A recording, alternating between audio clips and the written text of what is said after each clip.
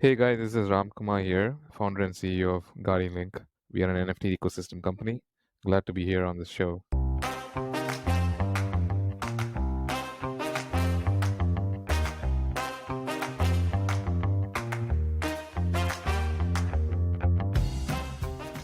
There was a time in the late 90s when if you wanted a connected computer, then you would need to have a modem in which you would have to plug in your phone line and dial a number to connect with another computer. Today we live in a hyper-connected world and every device is connected to the internet by default, requiring very little technical know-how. The world of cryptocurrency or decentralized finance is also currently going through that transition from being something for hardcore enthusiasts to being a mass market technology. And one of the companies aiding this transition is Guardian Link.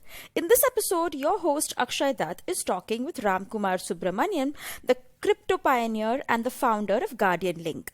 Ramkumar has been an early participant in the cryptocurrency revolution, having entered the space 7 years ago. And in this fascinating conversation, we learn how the space has evolved to reach where it is today.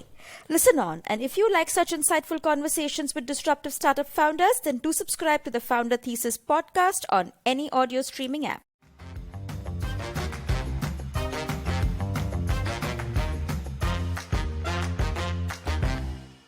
I was born and brought up in Chennai, so I went done my entire schooling and engineering in Chennai. So my mom is a housewife, and my dad was an entrepreneur. He passed away a couple of years back, and he's been a great inspiration for me to get into entrepreneurship.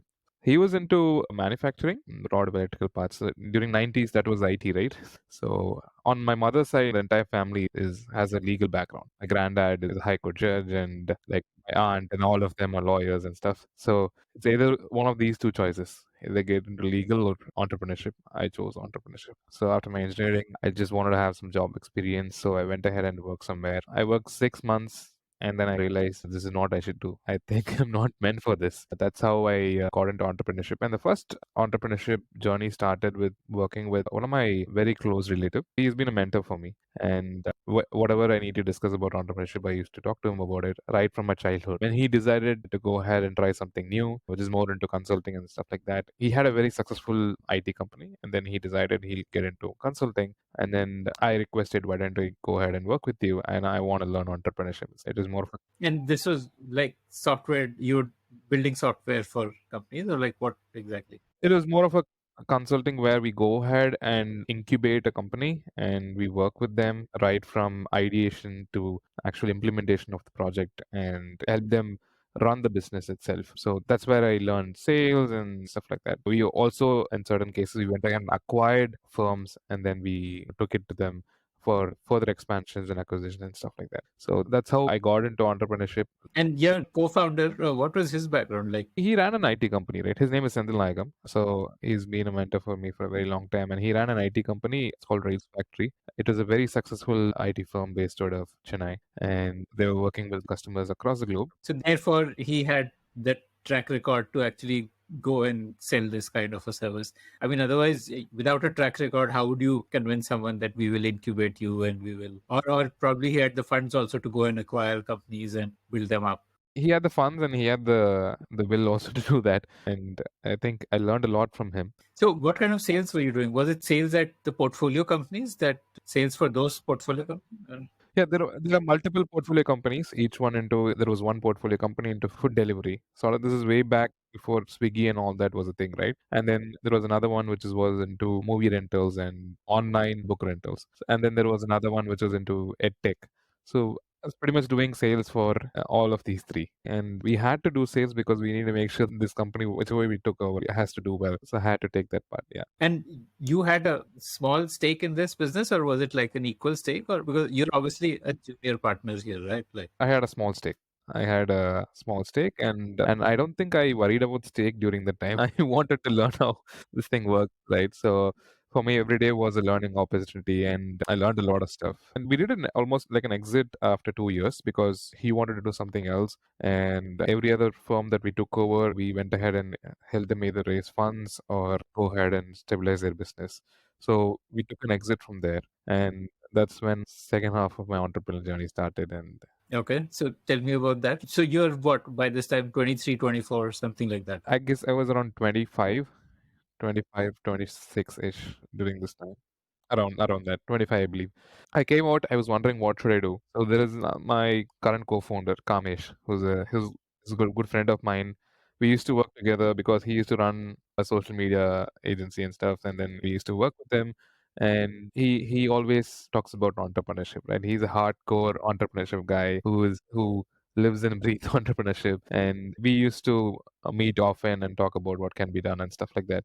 So we wanted to get into IT and we wanted to get into the next cutting edge tech. And it was a 6 month discussion probably. I was trying to figure out what should I do next. And then I also had my own thing that I used to do, some online consulting and stuff like that. So I was quite busy. He was busy with this thing and stuff. So why did we go ahead and explore cutting edge stuff? And we thought, let's talk to someone who's into cutting edge stuff. And we decided blockchain will be something interesting. This is like when Bitcoin was probably like less than $10 kind of price point. Less than $10. So this was that like you could buy a pizza with Yeah, okay, a that era. Bitcoin, right? Okay, okay. So no one knew what was Bitcoin back then. But what made you feel that this will be cutting edge? At that time, there were like very few people who were like believers of blockchain and Bitcoin and the whole distribution.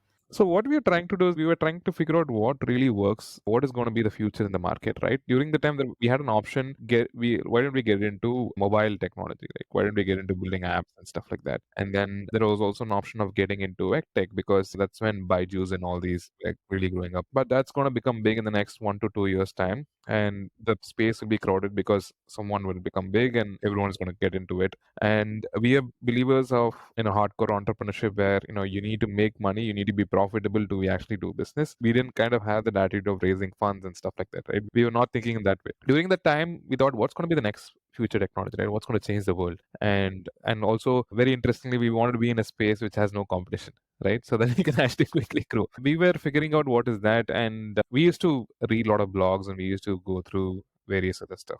And the other partner, my co-founder Arjun, Kamesh, myself, and then we were figuring out who to talk to about this. That's how we met my other co-founder Arjun, and he is someone who goes to the internet and tries to find out what's the next big thing that is happening, and he comes up with euphoria idea, and then he says this is the one to go for, right? So we were talking to him, and then he said blockchain is something that is becoming massive nowadays.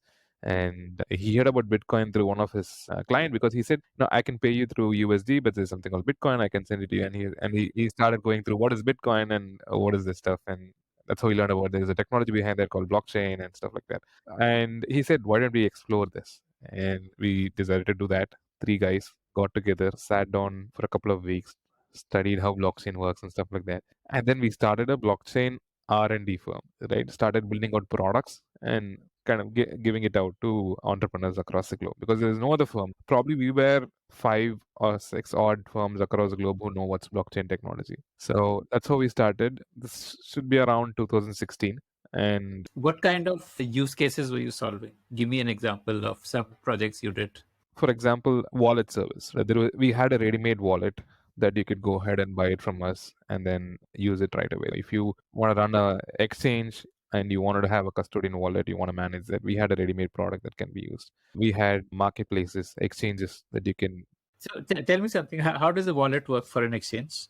Each user gets their own wallet, or does the exchange have a wallet? Like, just talk to me about how the nuts and bolts of it. Like, Yeah, for example, a custodian wallet, right? So what happens in a custodian wallet? It's let's say it's a multi-sig wallet. wait, what's a multi-sig wallet? Okay.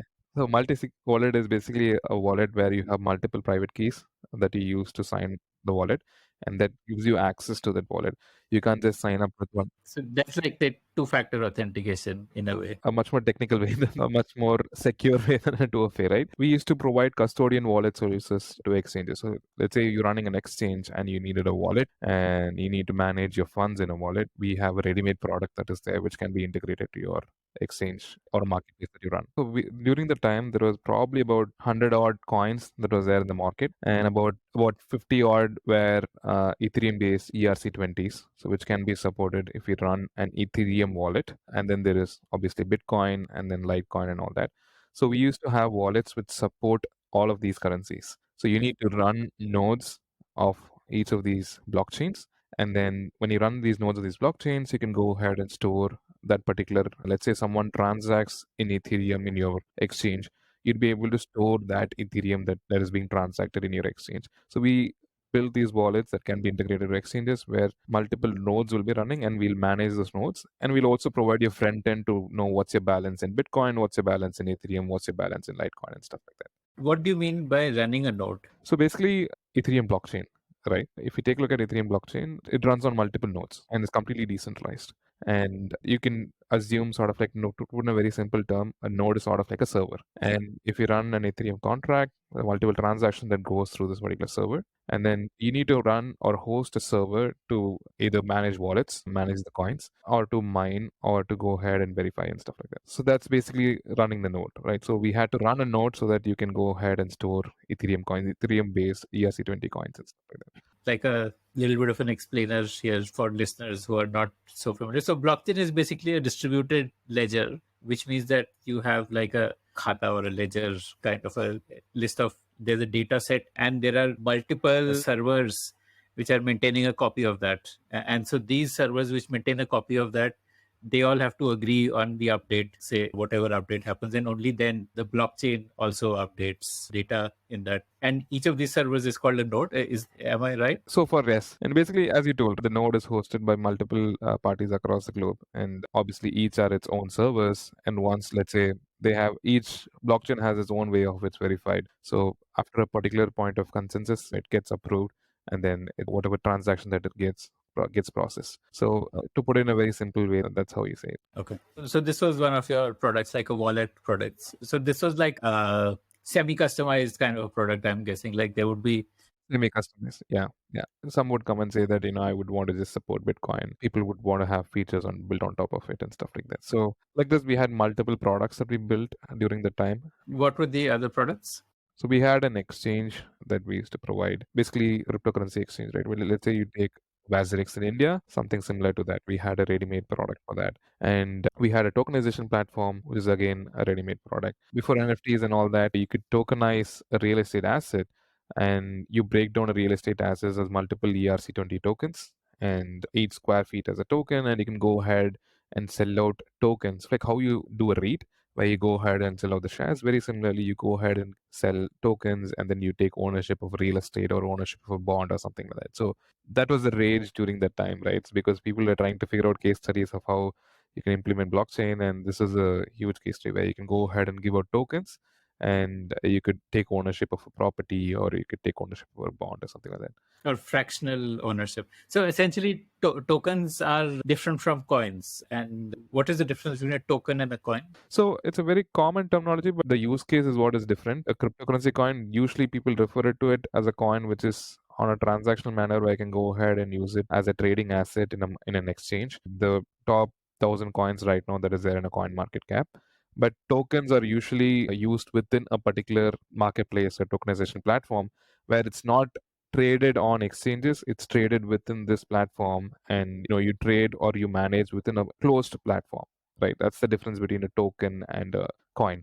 But right now people have started kind of use it as a between a coin a token and a token a coin, so it doesn't make a difference right now. Is Polygon a token or a coin? That's a coin. It's a coin because it's traded in the market in exchange. But some people call it Matic token because you use that token to go ahead and pay it for your gas fees. So it's used interchangeably. I was under the impression that a coin has its own blockchain and a token doesn't. Like a token is built on top of another blockchain. So that's how it started, and then it has been used interchangeably across multiple reasons.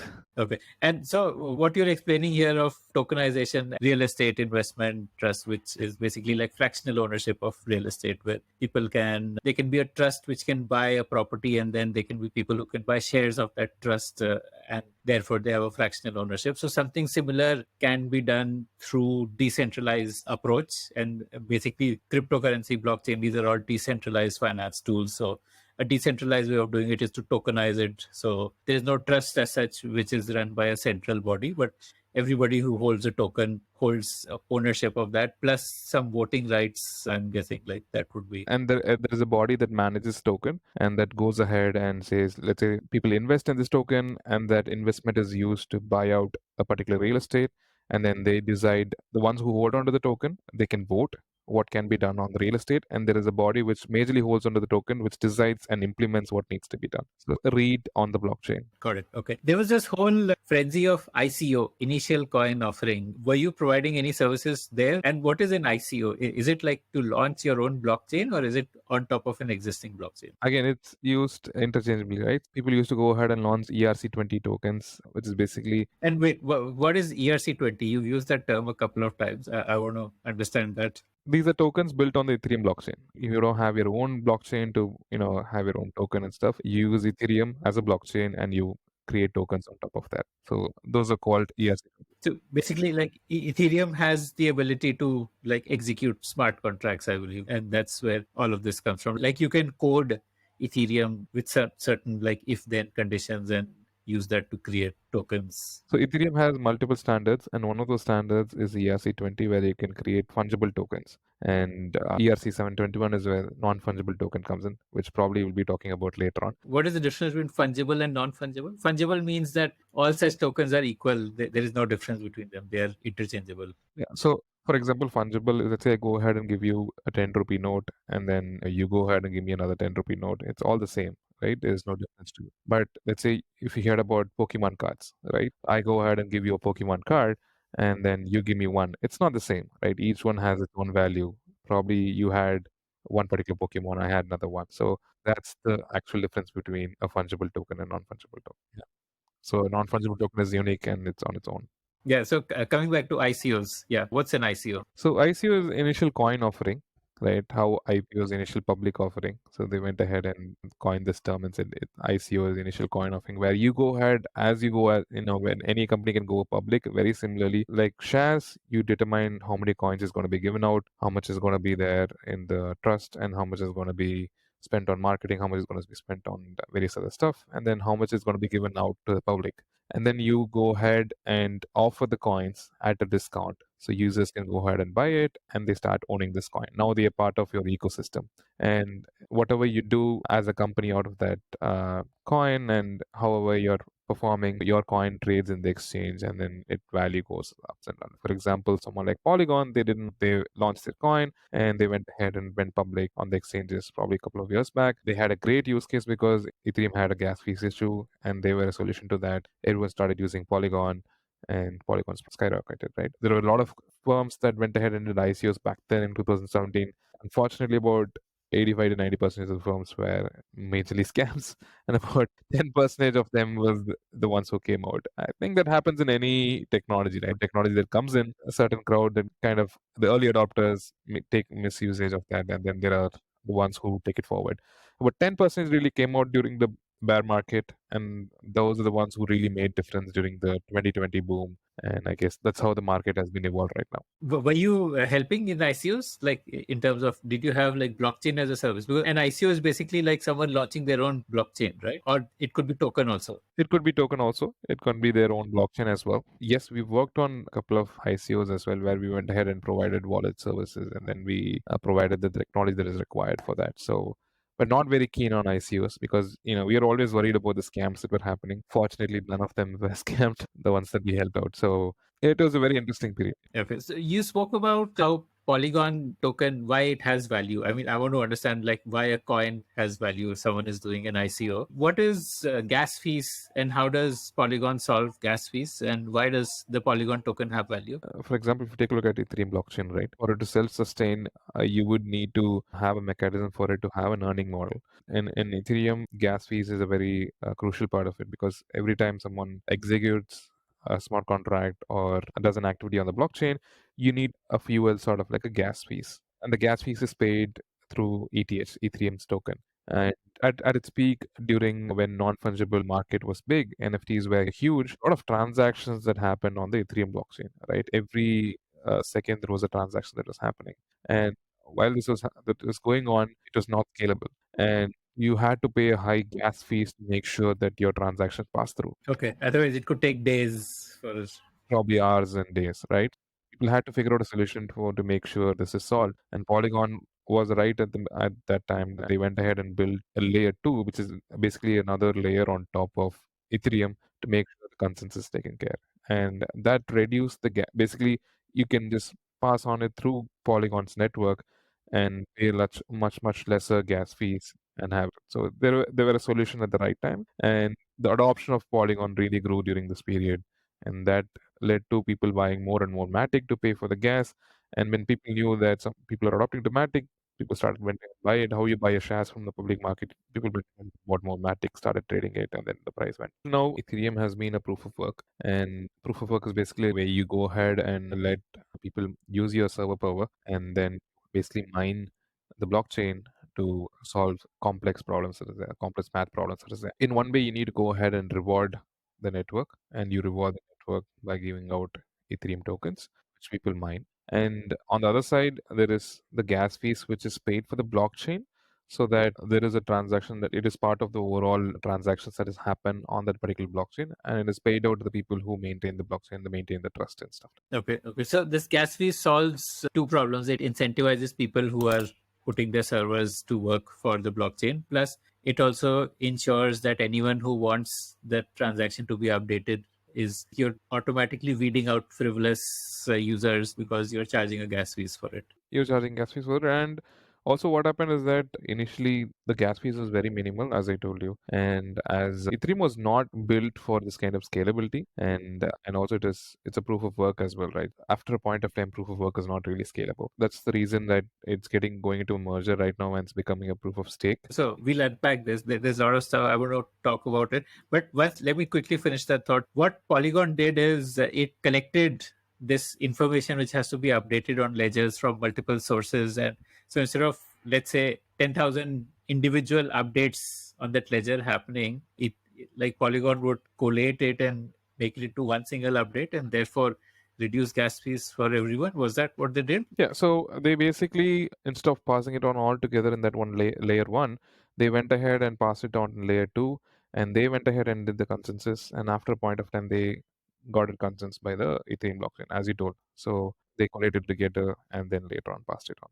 Okay, so they used a second layer of decentralized ledger, which would allow like that decentralized and robust, accurate information to be updated, and that would further get updated on the first layer, which is Ethereum. But because you would be combining so many entries together, so therefore the Ethereum cost of it would come down, because now instead of 10,000 people going to Ethereum directly, they all go to Polygon, and Polygon goes once to Ethereum. So that reduces gas fees. Okay, so now let's talk about why is proof of work not scalable? You said proof of work is not scalable. So again, the issue that Ethereum went through, because of proof of work, you have a lot of miners, and then every time you need to mine, and then networks become very clogged. It takes a lot of time, and then you need to pay high gas fees for it to pass through and stuff. But what proof of work as opposed to what are the options for a blockchain? So you have proof of work, where basically you let people go ahead and mine your network, and you give your server power to have a transaction approved. And then there is proof of stake, where you go ahead and let people stake your coins, and only if they have a certain number of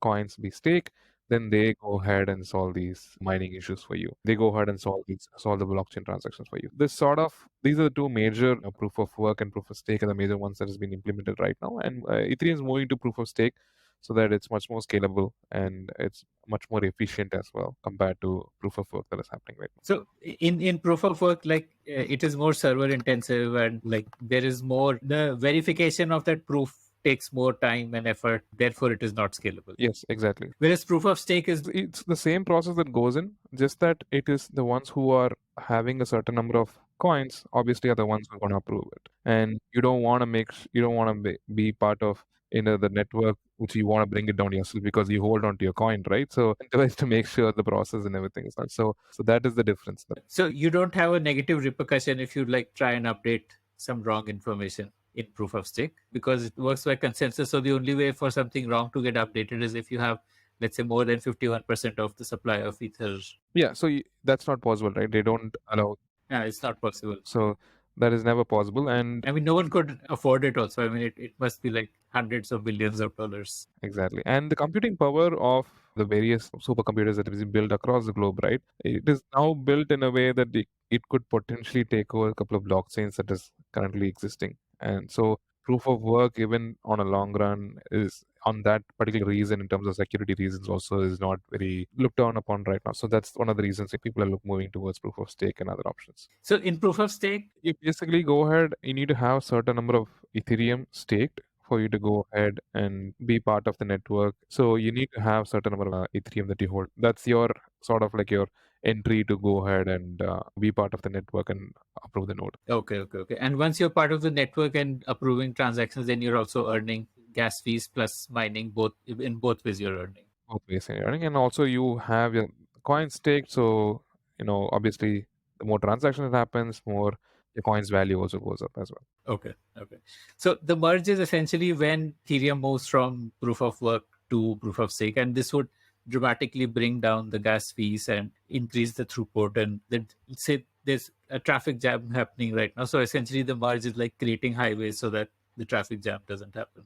And it's supposed to happen around 15th, I believe. Okay. So yeah, let's continue with your own journey. So like 17, 18, those ICOs were happening and you took part in a few of them and you had a wallet product. How did the business evolve from there? And what kind of revenues were you doing as a business? Like how profitable was it as a business?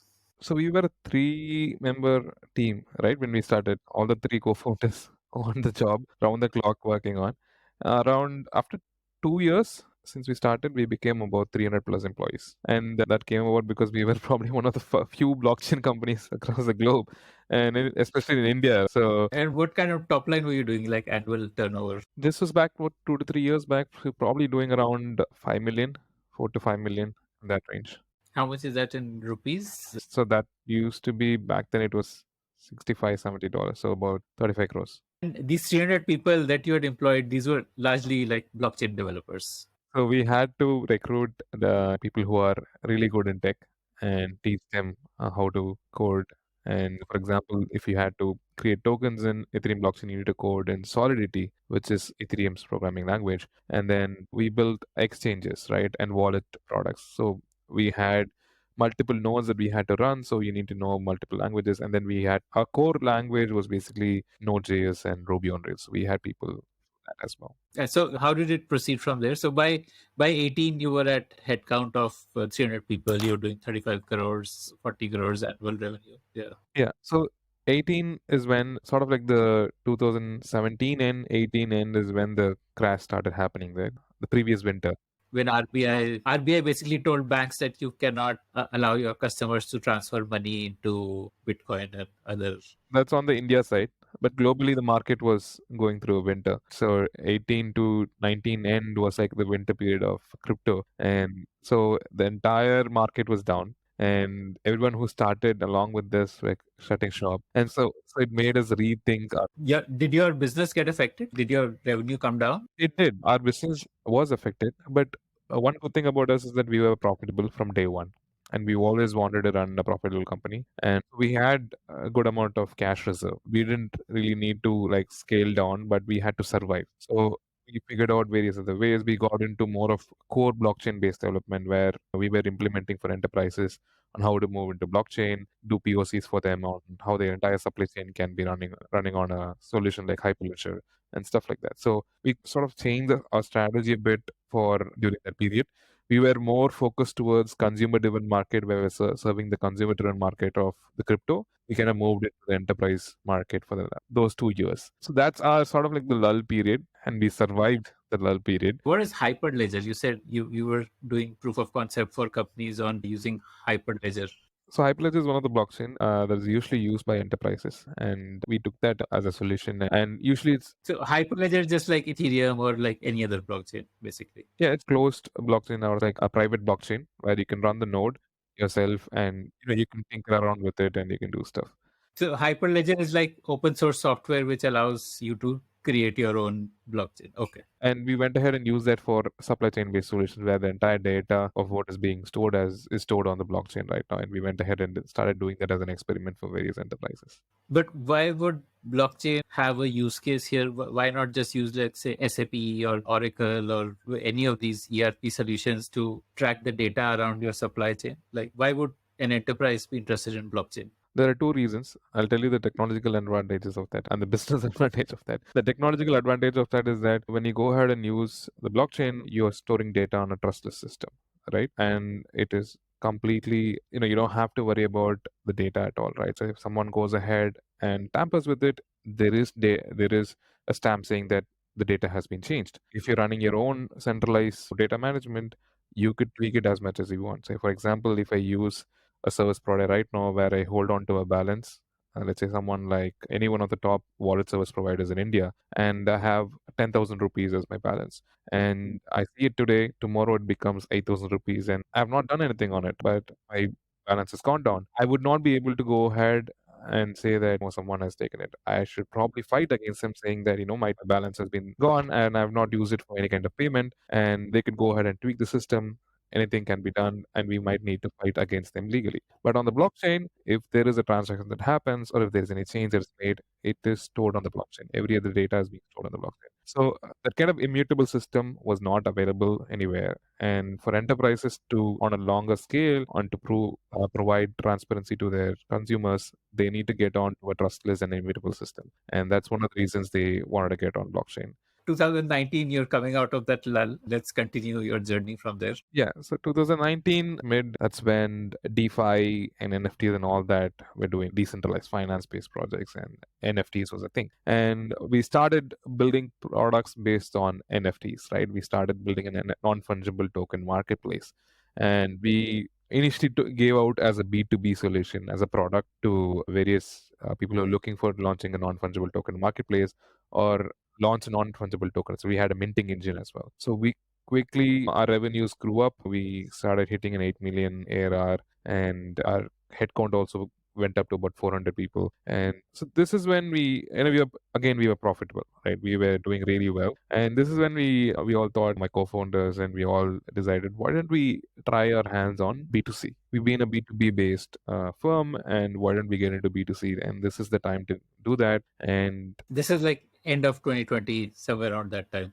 when you decided? This was end of 2020 and beginning of 2021. So digital collectibles were becoming a thing. As much as we become much more familiar with technology and stuff, we are slowly getting into the metaverse. We've been someone who had more on a physical presence. If someone bought a car or they went ahead and celebrated their anniversary, would probably go ahead and meet their friends and tell them about it. Probably meet them in a coffee shop and talk about it and stuff.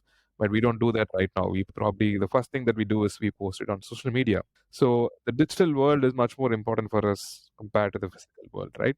So more and more digital world becomes important. The digital collectibles or digital assets in the digital world start making sense for you. So that kind of brought about the need for digital collectibles and digital artwork, digital assets and stuff. And the best way to prove ownership of a digital asset is obviously on a digital medium, and also blockchain is something which is immutable and trustless, as I told you. Before this, we could never prove ownership of a digital asset, right? You could buy stuff from the internet, but you can't prove ownership of that. But blockchain says that you could prove the ownership of that. For example, you could buy, say, a photograph, like a high resolution JPEG file of it, but there is no trading which can happen of it. Like anybody can make a copy of it. You can buy it and you won't be able to show the ownership. The ownership can be shown on a centralized record. It's not shown on a decentralized record. Once you start showing it on a decentralized record, your ownership never dies. Even the body which goes ahead and gives out that ownership, the body that goes ahead and gives out the digital asset, it gets shut down. You could still have the ownership on a decentralized network. And once you have an ownership on a decentralized network, you can go ahead and sell it anywhere you want. That kind of revolutionized this whole concept of ownership on the internet. And yeah, initially NFTs was more of artwork. So one question here. So we're talking of a digital asset. I think most NFTs tend to be like images, right? So where is that image hosted? Is that, for example, I can put my images on Google Drive, but what happens for an NFT? Where is that image hosted? How does the token link to the image, and how does that connection work that this token equates to this image? So the image is stored in a file system called interplanetary file system. It's called IPFS.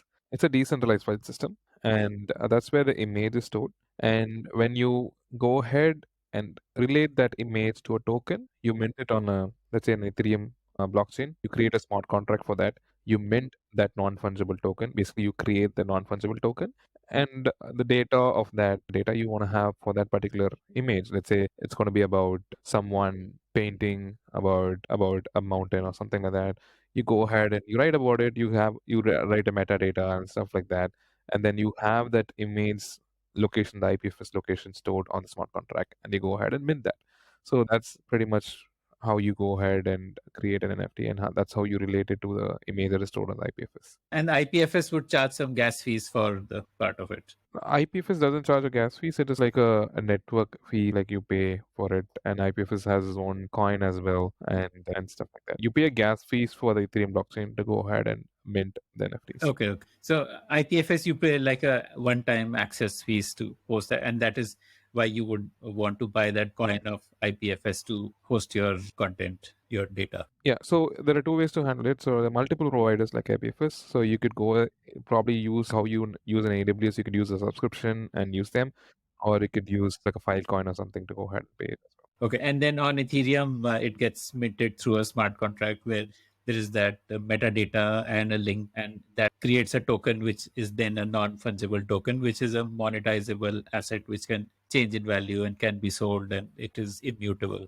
Yeah. Another important aspect over here, why NFTs make sense and why digital asset ownership on the blockchain makes sense, is that you could prove your provenance on the blockchain, right? Let's say I'm the creator and I go ahead and sell it to you, and then you go ahead and sell it to someone, and then he sells it to someone else on the secondary. So there is provenance of that. Ram sold it to Akshay for $10, and Akshay went ahead and sold it for $20, and then it has been passed on to the rest. You have this entire provenance being shown. So you could not show that before on the internet or any other record, right? And this record is immutable. It's on a trustless system, so that makes it much more valuable. And that is one of the reasons again. So initially, when NFT started, right, the artworks what filled this industry. People are creating artworks and reselling artworks, and the artificial scarcity that was created for that artwork is what made it valuable. And that's how it works in the real world as well, right? I guess the people incident really took the market big, right? So the $69 million that it was sold for, that literally Sorry, how much was it sold for? was sold for $69 million. $69 million. Okay, there's basically one artwork, one image file which got sold for that. Wow. There is this Beeple artwork called 500 Days of His Life, so which went ahead and sold for about $69 million, and it was bought by an Indian. You might have known that, right? So it created the market and made the market big across the globe. And all of a sudden, everyone was into artwork, and people created artwork and started trading that. And then there was another series of NFTs that came about, right? Regenerative artwork, where you go ahead and create, a base artwork, and you change how the attributes of that particular artwork. Let's say you have a monkey, and there is a bare face of the monkey. You change the color of the eyes, you put a hat on it, and you create multiple variations of that. You create 10,000 variations, and then you sell that artwork, and you create this artificial scarcity, and you let people know that if you go ahead and buy this NFT which has this artwork, then you get membership to my club. And that's how projects like Bodia Art Club and all that was born. And that's how the industry turned from being an artwork to more of a club and exclusivity and stuff like that. Now the industry has moved on to become utility driven. It has gone to a stage where from being an artwork and trading artworks and more of in mode of making money through trade, people wanted to understand what's the value behind this, right? Why should I go ahead and hold on to an NFT? There are millions of projects out there. Then as market progresses, as technology progresses, you understand that NFTs can have multiple use cases, right? Once you start proving ownership of an asset, you can have multiple use cases that you can build on top of it. And right now it's more focused towards utility, where if I have an NFT, I get an access to probably watch a video, sort of like, or listen to a podcast, or go ahead and use that NFT to play a game, or use their NFT to get into a metaverse event that you're creating. So people started creating various utilities and NFTs as an ownership path for you to be part of that utility. And that's how the market has been progress. And we as a company also have been progress. So, say you have this lounge card which gives you access to an airport lounge. So, instead of a lounge card, you could have an NFT which does the same thing, and that becomes monetizable, and you can sell it off further when you no longer are traveling and you don't need access to lounge. So that's how NFT becomes utility based rather than just hype around the artificial scarcity. Exactly. And this NFT all has all your record, what you used it for, how many times you accessed it, and stuff like that. Even let's say you go ahead on the other side of real uses of NFTs, right? You can even have an ownership of, let's say you buy a vehicle, the vehicle itself, the ownership of that can be an NFT.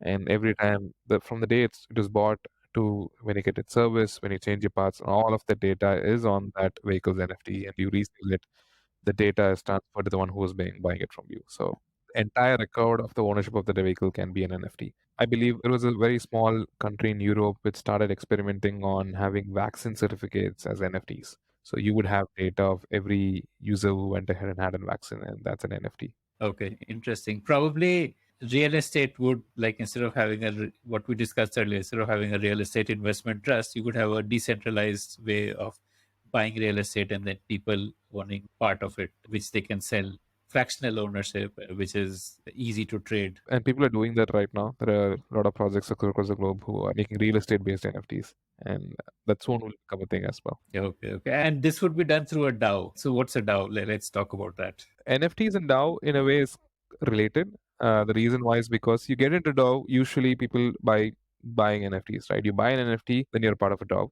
That's how people are doing it right now. Before it is not the case. Right now it makes much more sense because you want to prove ownership and you be part of a DAO. What's a DAO? So DAO is basically a decentralized autonomous organization. So it's an organization. Basically, every organization right now is centralized. There is a board, there is a chairman, there is a CXOs, and it's completely centralized. What if you make it completely linear?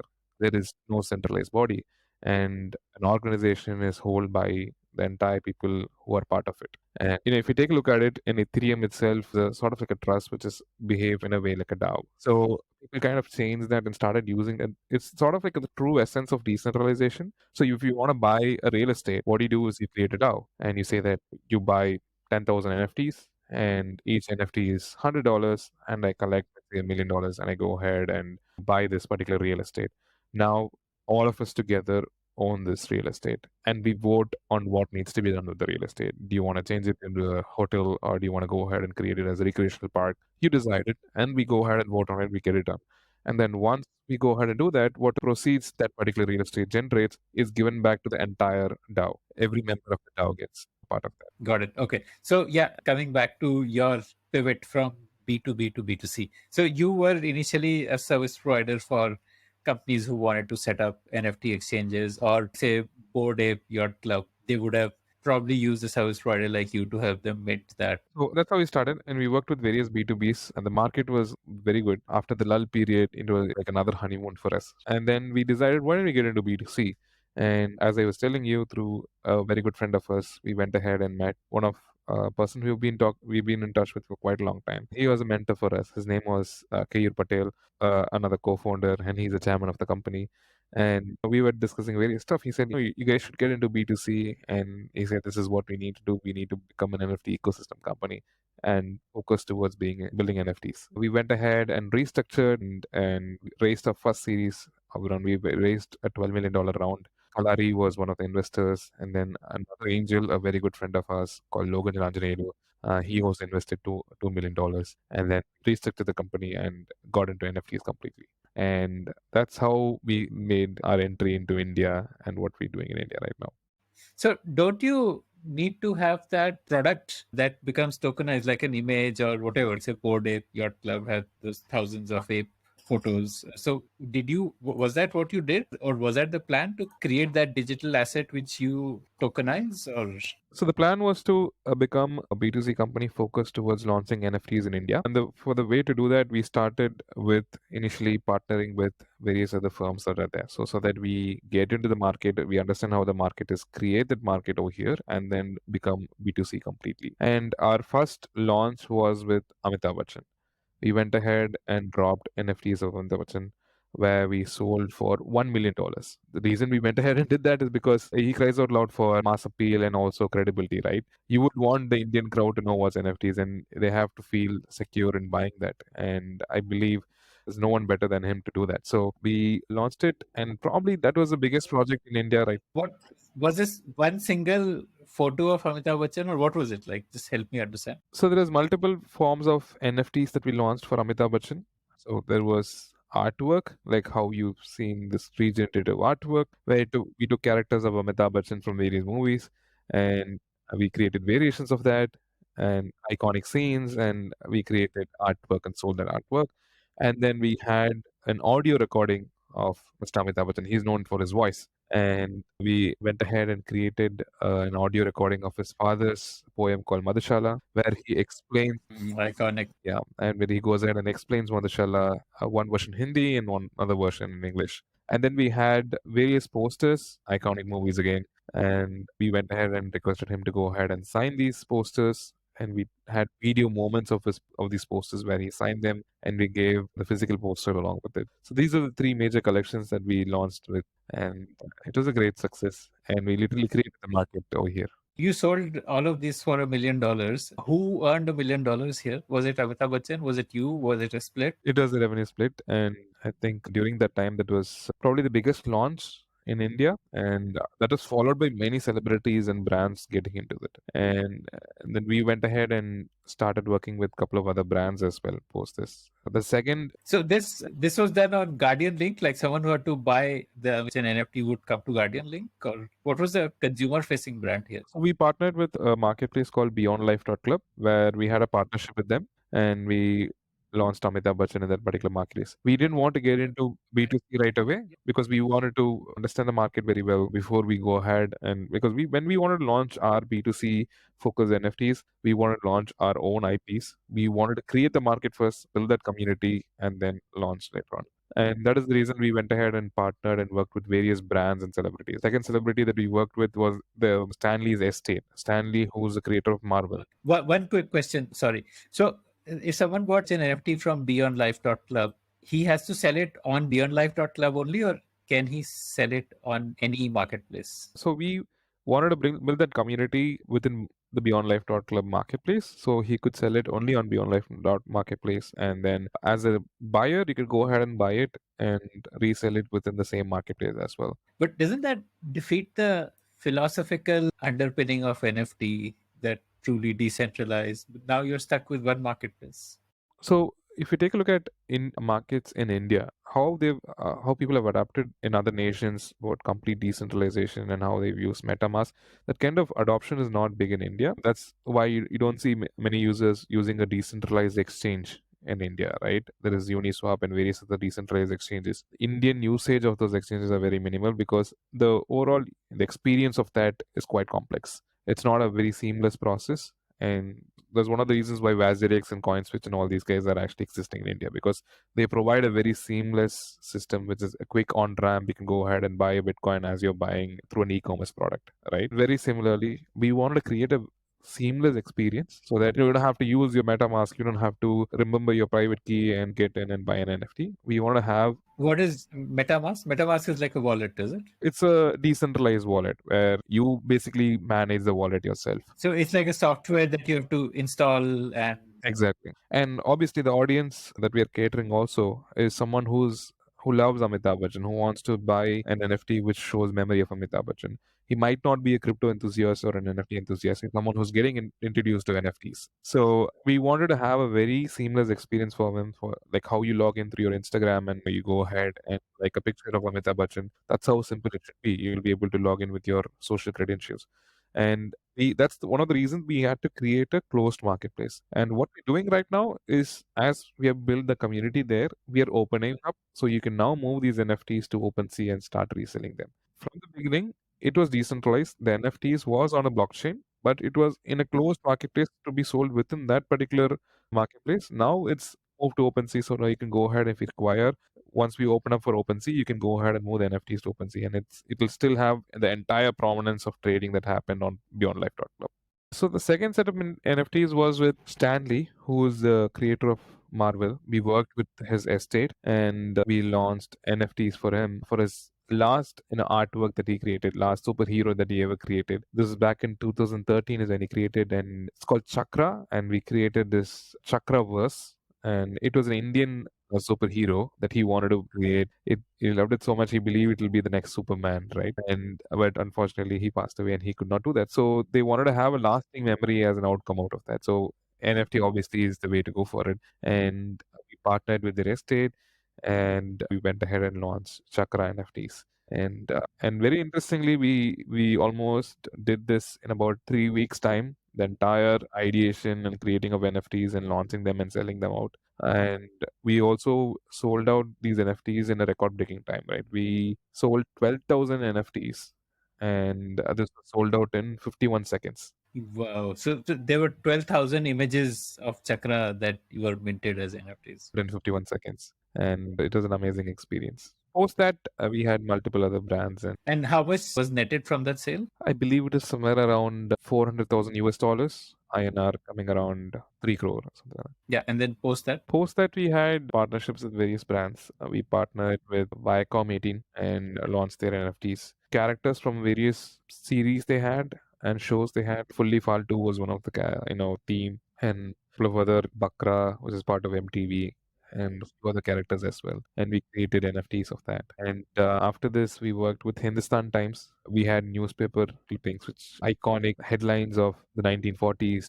We took that and created NFTs sort of. We worked with Kalpana Chawla's estate, and we had images of late Kalpana Chawla, and it was given out for charity. We also did NFTs of a metaverse wedding. It was a huge rage during the time. It was Asia's first metaverse wedding, and we went ahead and gave NFTs as invite passes to attend that metaverse wedding. And that's how we worked with all of these brands. And as we worked with these brands, we also had an interesting opportunity to work with an FMCG brand called Cadbury's, which, if you know them, and we were going ahead and launching a charity-based NFTs for them, and we're launching their NFTs next month.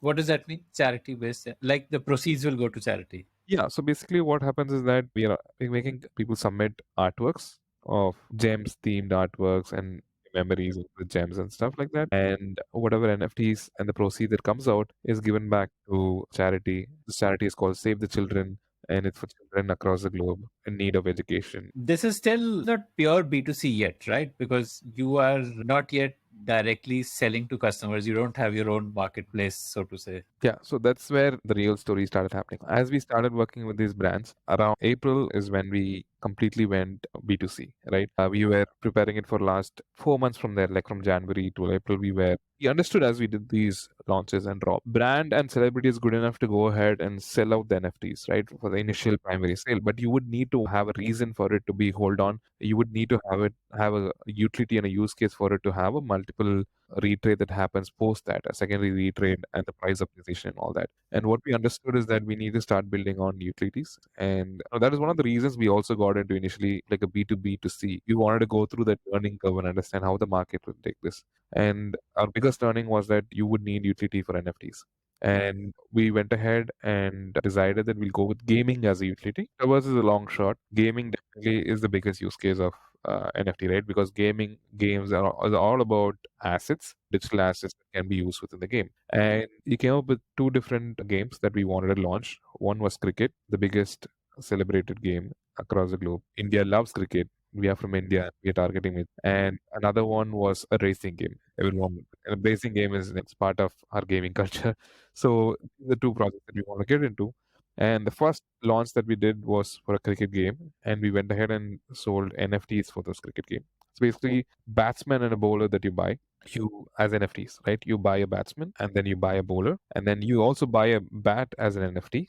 And then once you have all these three, you can go ahead and participate in the game. And it's an actual role-playing game where you choose which batsman to play, and then you choose which bowler to bowl against your opponent, and then you choose which bat you have based on your power and what kind of bat it is and stuff like that. And then you go ahead and play the game. You score runs, you score fours and sixes, and then at the outcome, whoever wins, he's the one who is going back with rewards and upgrades to the NFTs that you use. So every time you play the game, your NFT upgrades in skill set, and then it moves away from being a level 1 to a level 2 NFT, and then you can keep on playing the game and improve your skill set, and you can go ahead and resell your NFT. Someone else can buy it from you, and you can go ahead and buy another one and start using that. We had multiple NFTs from a rookie, like someone who is an entry level player, to a legend. And all of this was our own IP that we created, right? It is our own players that we created, like how a Board Ape Yacht Club is. Each player had its history, each player had its skill set, each player had limitations and stuff like that, and various categories of the players as well. And over time, these players would evolve. Like I'm assuming at the beginning, all players would be at say rookie level, and then as players play the game, those players. Majority of the players are rookies, and we had few of them in rare legends. And so overall, about 50,000 of them were players, and 5,000 of them were bats. And this was also a very quick sellout for us. We sold these 55,000 NFTs for about $500,000 in 9 minutes time. How much would a player have costed? Let's say a rookie level player. What's the cost of playing the game? Like entry level costs. If you buy it at a drop, the first sale, one player would cost you $12, around $12.50. So you need to buy it as a pack. So you would need to buy a batsman and bowler. So you'll be basically paying $25 to get into a game. And a bat is an option. You can have a bat as an option to get into the game as well. You can have a bat as an option to get into the game as well. But you would need to manually have a batsman and a bowler to get into a game. What is the game quality? Like how realistic is the cricket game, and how refined are the graphics? And because there's a whole spectrum of what the game experience could be like. Yeah. One thing that we understood as we got into NFT and gaming, right? Most of the NFT based games, which are commonly called as play to earn games, where you earn as you play the game and you get rewarded, they are not actual games, right? These are games that are just built in a way so that you can use NFTs and do a simulation and then you earn out of that. So we wanted to build an experience. What would a gamer like, right? You would want to actually play the game, and the earning comes as a passive outcome of that. So that's why we also took the time to make sure the game comes out well, and we took that 4 to 5 months of building that B2C product. And this particular game is a hardcore cricket gamers game, right? It's called Meta Cricket League, and it's sold through our B2C marketplace called Jump.Rate. That's where you can go ahead and buy these NFTs. And this particular game, you would probably compare it to a EA Cricket if you had played that. Very similar to that. The graphics and the role play is very similar to that. I guess EA Cricket is pretty much the benchmark for cricketing games, right? Like it's amongst the best. Yeah.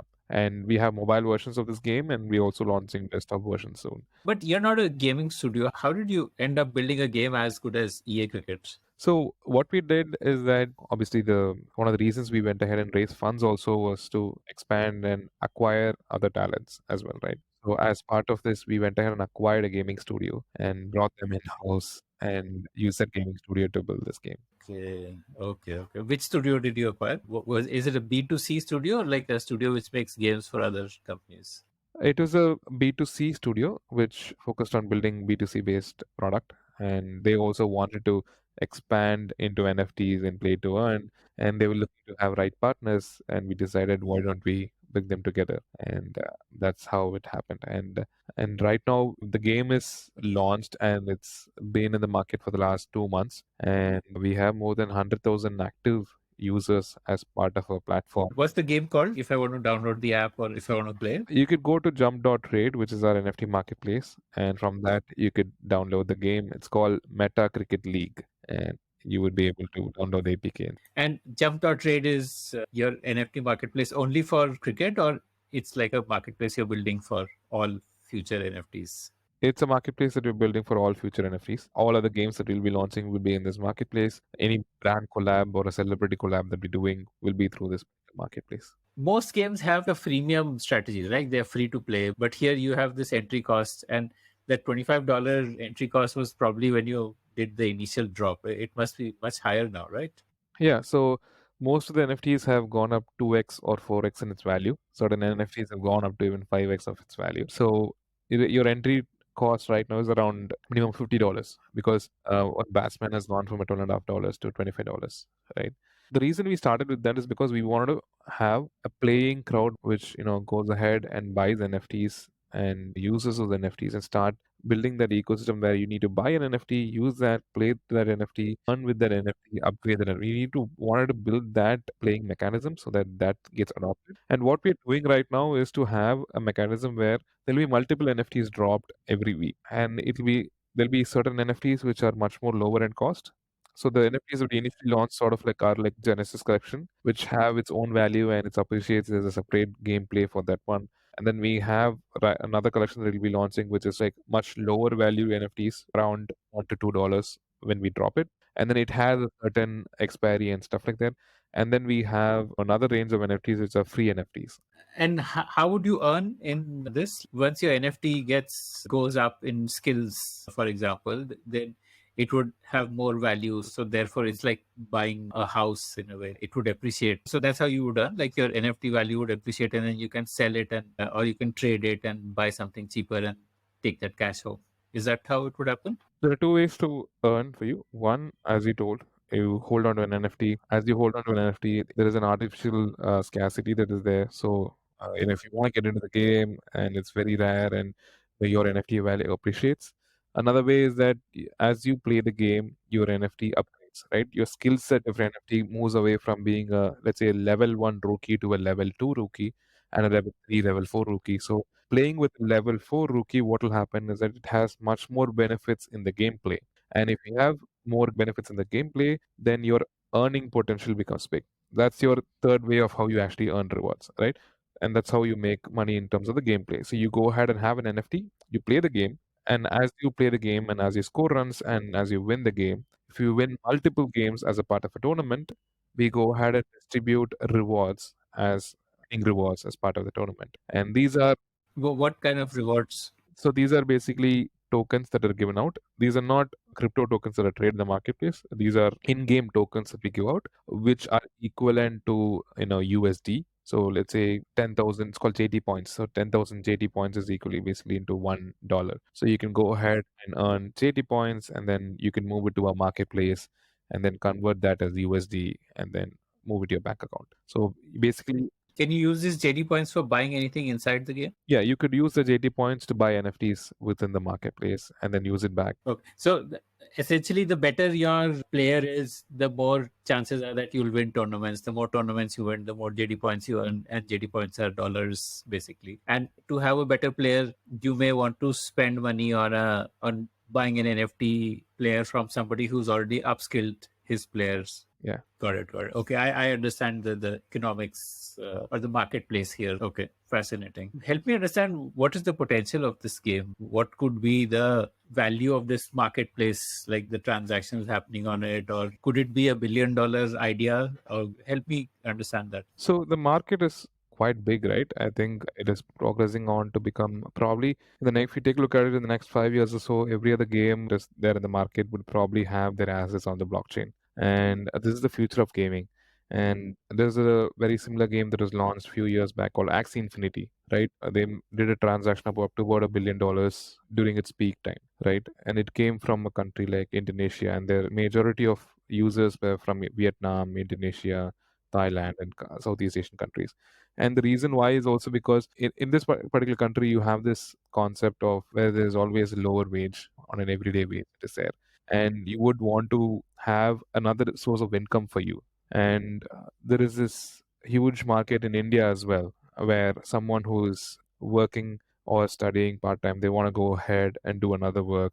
The gig economy in India is quite big, right? They're either getting into Swiggy delivery or they become delivery boys of Amazon and stuff like that, or they're into BPOs and stuff. So gaming has started becoming like a profession in the last few years. Earning through gaming can be a great gig that people can adopt to. And we've seen that happen with these countries in Vietnam and all that. So I think India has a great potential, and with the population and the young population that we have, which is between 18 to 35, I think there are about 600 million people in that particular age group. And the potential of that becoming massive is, I think it's huge. It's already huge because you can see what's happening with MPL, Dream 11, and all these guys, where they pretty much have ruled the play to earn market, right? The regular play to earn market. I think Web3 has a bigger potential compared to that. And I think it's a $1 billion opportunity. What is the total like market capitalization of all NFTs for this cricket game that you've released so far? Right now, it's would be around 5 million USD. with the current trade volume that is going on. And our focus is not to worry about market capitalization. I think it should be more on not worried about the secondary retrade that happens and what will go on with that. Because India is not a market which is going to worry about secondary retrade, and because India is not a collectible market. We never collect basketball cards. We never collect cricket. And we are a value for money country. So we see India as a country where NFTs is really used for the use case of it, where I buy this NFT and then let's say I invest $10, I should get $100 out of it. Yeah, I'm done with that. I believe that's the market also that we are targeting, and that our business model and our product is built that way as well. And what is your headcount? We are about 430 odd. We have offices in India and Singapore. So, do you still have your B2B business going on, or tell me about the organization? What is the roadmap for the organization? So the B2B business is where we are focused on working with brands and launching NFTs. Our major focus right now is B2C, and B2B has become secondary focus, but it'll be an important part of the organization because that gives us learning and it gives us obviously ways to make sure the product is gets better as it goes. And also with our B2B business, there's a lot of opportunities for us to partner and bring in through our B2C business as well. Because I'm guessing when you work with a brand to create NFTs for their IP, then it would be sold on your marketplace. Yes, and also we could integrate those IPs into our games as well. And also celebrities that we work with, their NFTs launch, those celebrities NFTs can be brought into our games. So if we take a look at recently, Fortnite went ahead and launched Dragon Ball Z as avatars inside Fortnite. That kind of IP play is what we would probably want to do in the future.